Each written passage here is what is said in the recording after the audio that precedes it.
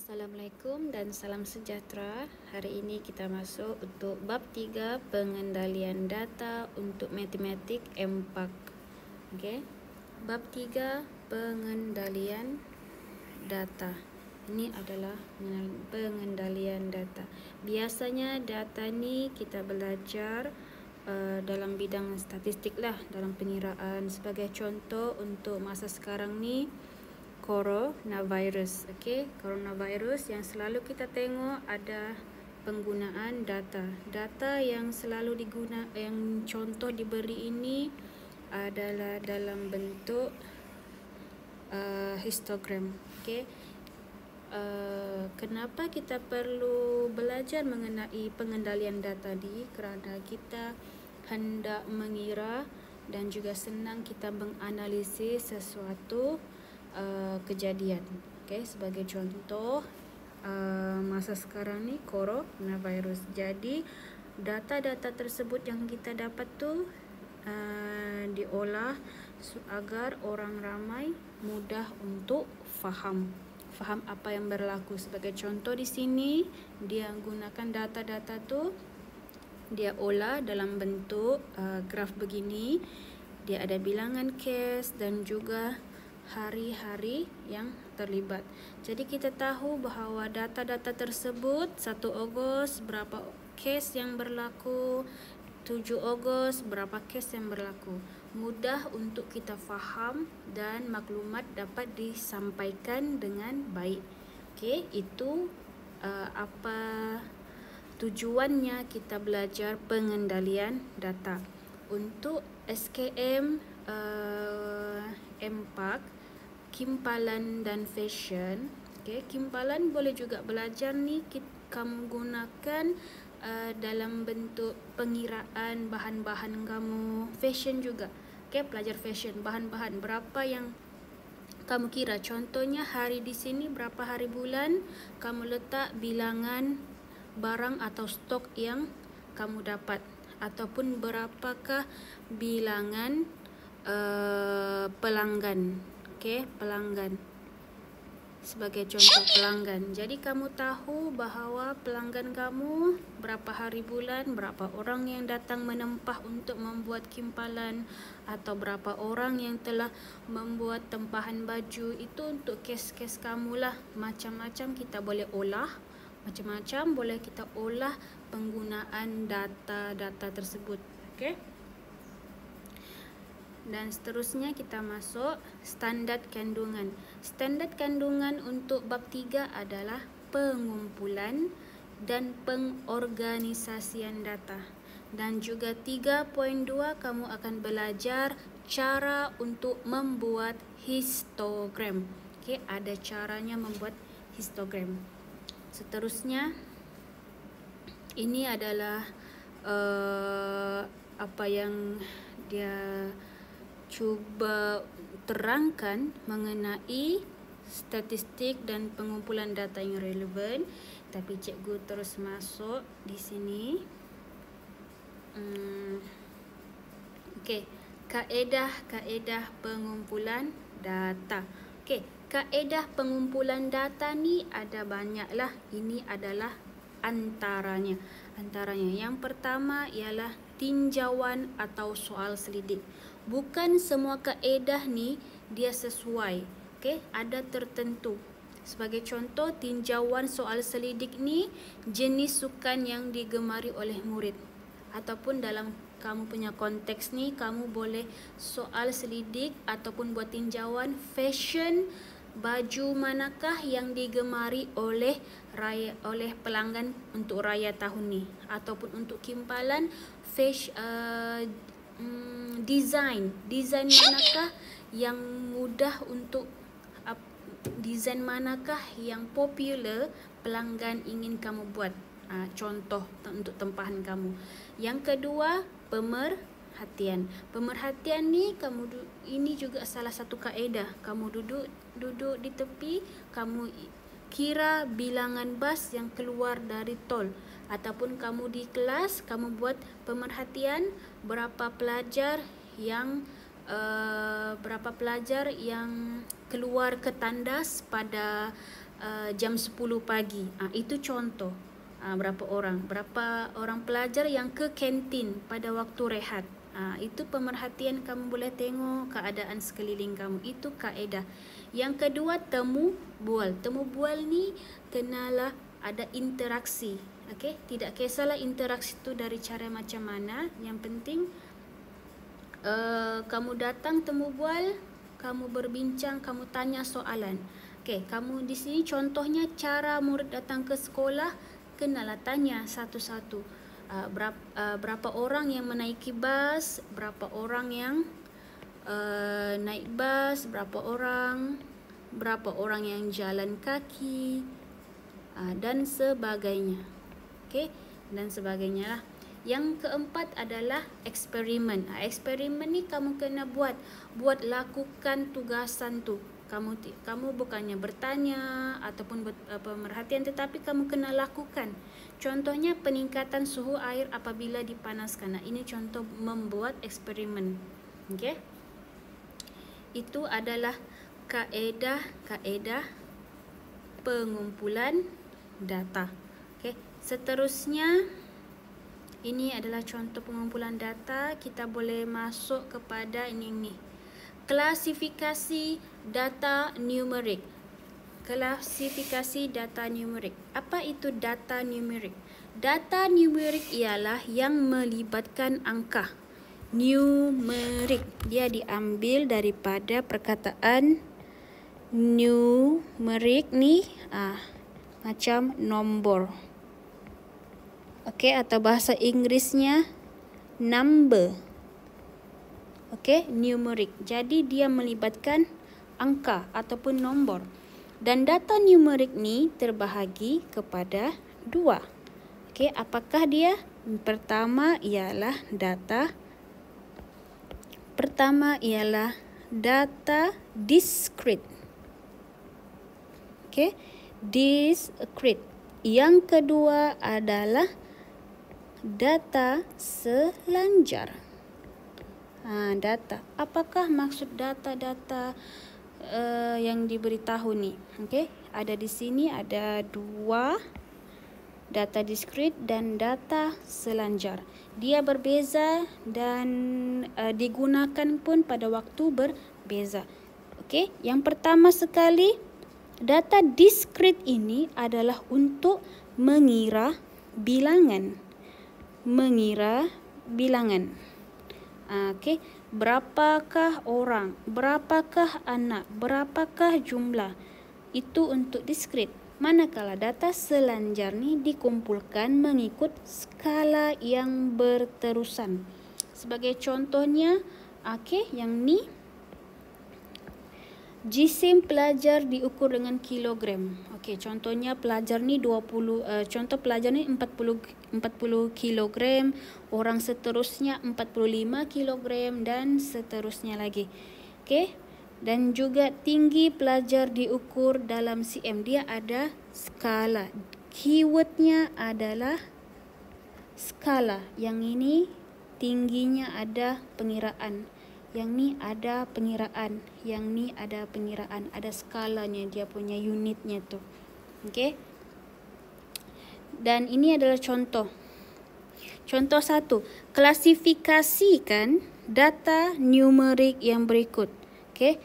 Data numerik yang berikut kepada data discrete atau data selanjar.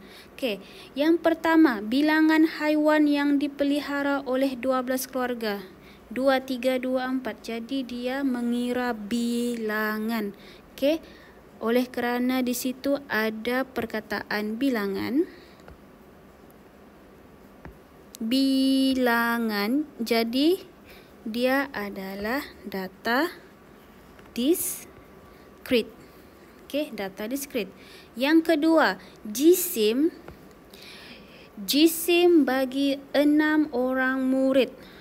Dia ada data yang berterusan. Di sini berterusan. Okey, berterusan. Okey, jadi jisim jadi dia adalah data selanjar. B adalah data selanjar. Untuk C, bilangan kereta guru di sebuah sekolah. Bilangan kereta guru. Bila bilangan, ingat bilangan dia adalah data diskrit. Okey, data diskrit. Sebab kita mengira bilangan. Contoh di sini data diskrit. Okey, data diskrit mengira bilangan. Manakala data selanjar mengikut skala. Yang seterusnya jarak. Okey, jarak di antara rumah setiap murid. Jarak. Kalau jarak dia adalah mengikut skala yang berterusan. Oleh itu dia adalah data selanjar. Okey, selanjar. Seterusnya kita tengok muka surat yang seterusnya. Di sini penggunaan gundalan. Okey, tengok sini gundalan. Untuk contoh 2, gundalan. Apa itu gundalan? Yang gundalan ni yang main kira-kira ni begini. Okey, kira-kira. Cara kiranya, kalau 1 stroke bermaksud 1. Okey, 1 stroke bermaksud 1. 2 stroke bermaksud 2. Kalau 3, 1, 2, 3 bermakna 3. Kalau 4, 1, 2, 3, 4, 4. Kalau 5, 1, 2, 3, 4, 5. Okey, yang kelima tu dia potong. Tapi bukan potong habis lah, bermaksud dia sampai 5. Okey, dia sampai 5. Cikgu ulang. 1, 2, 3, 4, 5. 5 tu dia dash begitulah. Potong habis jadi 5. Okey, sampai 5. Kalau masuk 6, dia jadi begini sudah. 6. 6. Okey, kalau 6 kita kira 1, 2, 3, 4, 5, 6. Okey, begitu. Dia jadi 6. Okey. Itu bermaksud gundalan ini. Gundalan ni. Okey. Okey. Contoh 2, data menunjukkan bilangan kenderaan. Di sini dia bagi info bilangan kenderaan yang dimiliki oleh 20 buah keluarga melalui satu tinjauan. Dia buat tinjauan lah. Yang ini ada keluarga. Sebagai contoh, keluarga pertama 3 kereta, keluarga kedua 2 kereta, keluarga ketiga tiada kereta dan seterusnya. Okey, apakah jenis data ini? Bila kamu tengok jenis data dan dia tulis bilangan kenderaan, maknanya data tersebut adalah data numerik jenis diskrit. Sebab ada bilangan. Kalau letak perkataan bilangan tu memang diskrit. Okey, diskrit. Dan seterusnya kekerapan. Okey, kekerapan. Manakala kekerapan ni pula dikira. Sebagai contoh bilangan kereta yang tidak ada bilangan kereta. Keluarga, berapa orang keluarga yang tidak mempunyai kereta? Okey, berapa keluarga? Berapa bilangan keluarga? Berapa kerap? Berapa kerap lah. Contohnya bilangan kereta kosong tidak ada kereta, ada 1 keluarga. Jadi di sini ada berapa? Kamu kira? Okey, di sini ada kosong, ada 1. Jadi ada 1 sahaja. Untuk yang ada 1 kereta, kalau 1 kereta pula ada berapa? Ada 1, 2, 3. Ada 3 keluarga. Maknanya dikira di situ.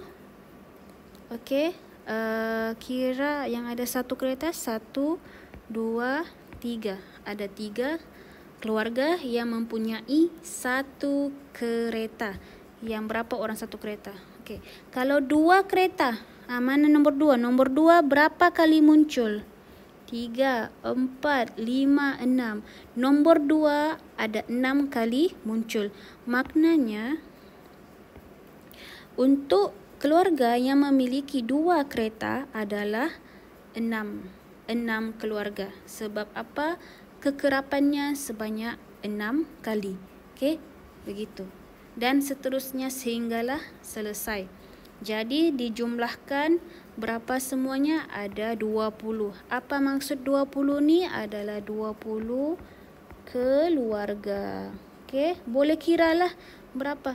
1, 2, 3, 4 sampai sini semuanya ada 20 keluarga. Okey, ada 20 keluarga lah. Di sini ada 1, 2. 2 didarab dengan 1, 2, 3, 4, 5, 6, 7, 8, 9, 10. Jadi 10 darab dengan 2, 2 baris dapat 20 data. Maknanya 20 buah keluarga. Betul lah di sini 20 buah keluarga. Okey. Jadi ini organisasikan data tersebut dengan membina jadual kekerapan. Ini dinamakan jadual kekerapan. Jadual kekerapan. Okey, kita ada bilangan kereta, ada gundalan dan kekerapan serta akhir sekali ada jumlah keseluruhan. Okey, dan seterusnya. Contoh 3 ni pun sama juga. Okey, sama jugalah. Mengorganisasi data. Data di bawah menunjukkan markah ujian matematik bagi 30 orang murid. Okey, markah ujian bilangan. Jadi ada berapa pelajar di sini? 30 orang pelajar. Ada 30 orang pelajar. Sepatutnya data di dalam kotak ni ada 30 lah. Bukan 30 jumlah semua ditambah ni, tidak, tetapi dikira satu-satu ni ada 30. Maknanya kalau 42 ni mungkin markah si Ali, 20 markah si Abu, 18 markah si Siti. Begitu. Jadi soalannya organisasikan data tersebut, okey, dalam jadual kekerapan mengikut selang kelas. Apa itu selang kelas? Okey, selang kelas ni adalah contoh, dia adalah ni yang diberikan 09, dia sudah bagi selang kelasnya 0 hingga 19, 0 hingga 19. Siapakah orang-orang yang markahnya di dalam range ini, di dalam julat yang ini nih? Okey, berapa orang yang dapat markah dalam sini 0 hingga 19, berapa orang? Jadi kamu kena tulis dan buat di dalam bentuk jadual. Okey, ini adalah markahnya. Markahnya dia bentuk dalam ni 0 hingga 19, berapa orang dalam data 0 hingga 19? Ada 2 orang, iaitu siapa? 19 kosong ini 10 dan juga 18. Okey. Oleh kerana 2 nombor ni berada di dalam kalangan 0 hingga 19. Okey. 0 hingga 19 dia di sini. Sebab 10 dengan 18 ni berada di tengah-tengahnya. Dan seterusnya pula nombor ni 20 hingga 29. Siapakah berada di dalam kalangan 20 hingga 39? 20 hingga 39, iaitu berapa? Kamu kena kira lah. Sini ada 1, kira satu-satu. 22, 2. Okey, kira sampai 29 ni pun termasuk sekali sampai 39 lah. Ada berapa baru? Ada 8, 38.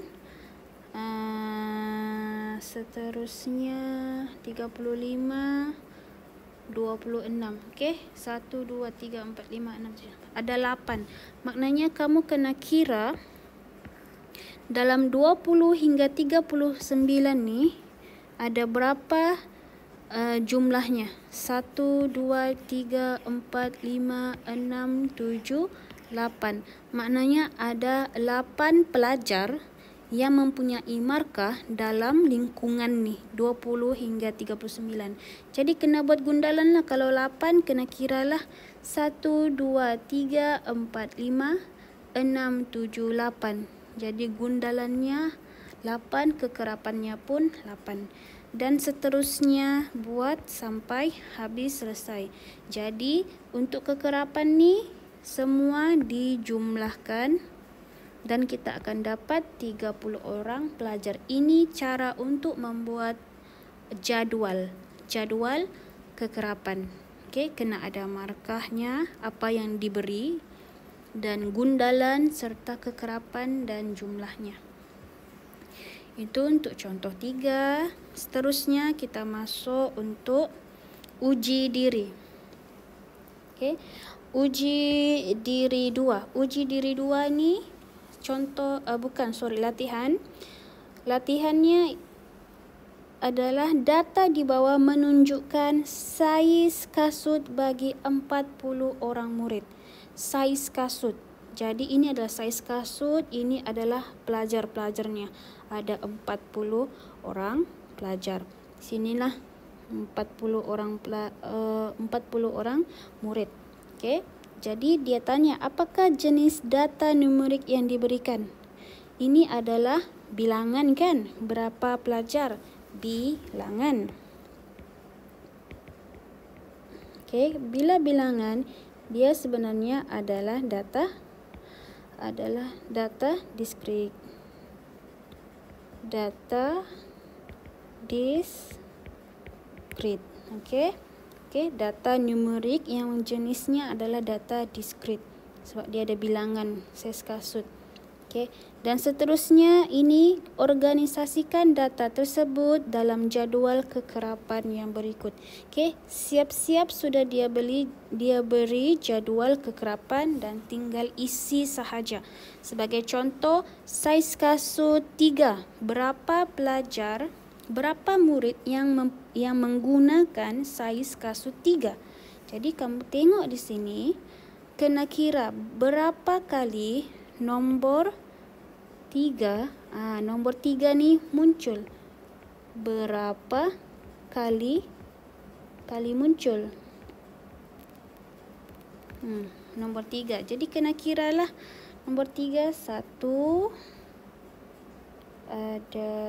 ada satu saja. Jadi nombor 3 muncul sebanyak sekali. Jadi sini tulis gundalannya adalah 1, jadi kekerapannya pun 1. Seterusnya adalah nombor 4. Saiz kasut 4. Berapa kali? Okey.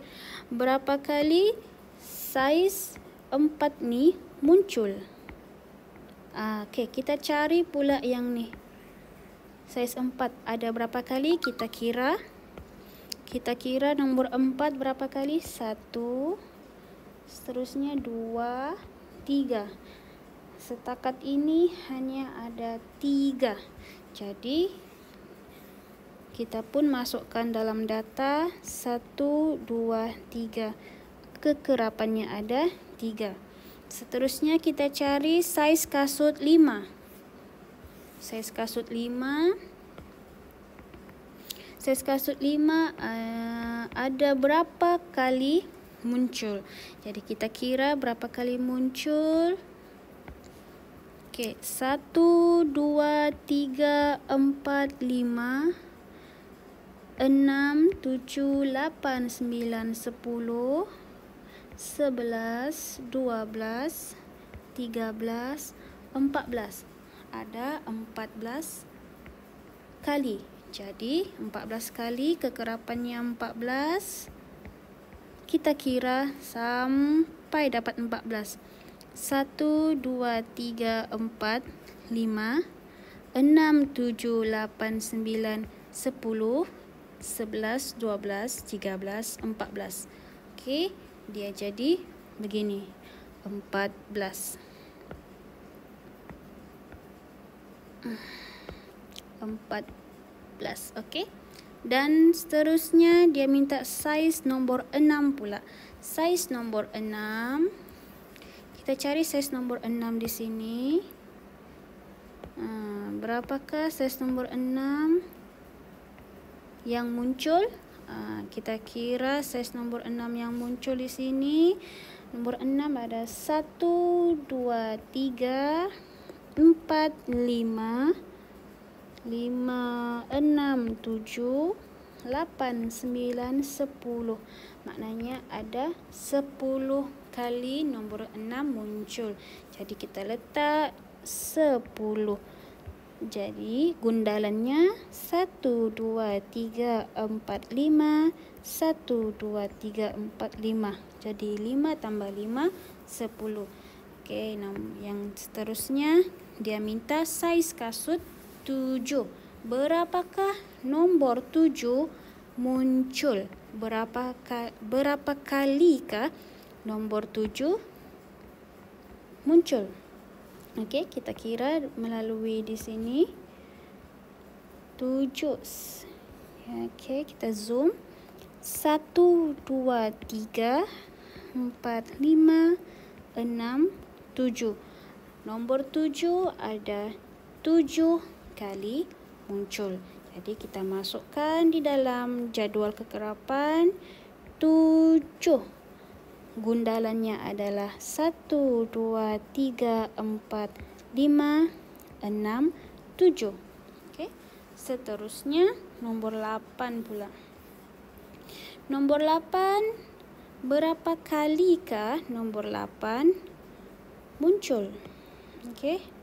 Nombor 8 muncul. Berapa kali? Kita kira 1, 2, 3, 4, 5. Sebanyak 5 kali. Nombor 8 muncul sebanyak 5 kali. Jadi di sini 5, 1, 2, 3, 4, 5. Seterusnya bila sudah siap, kekerapan ini kita jumlahkan dan kita akan dapat sebanyak 40. Okey.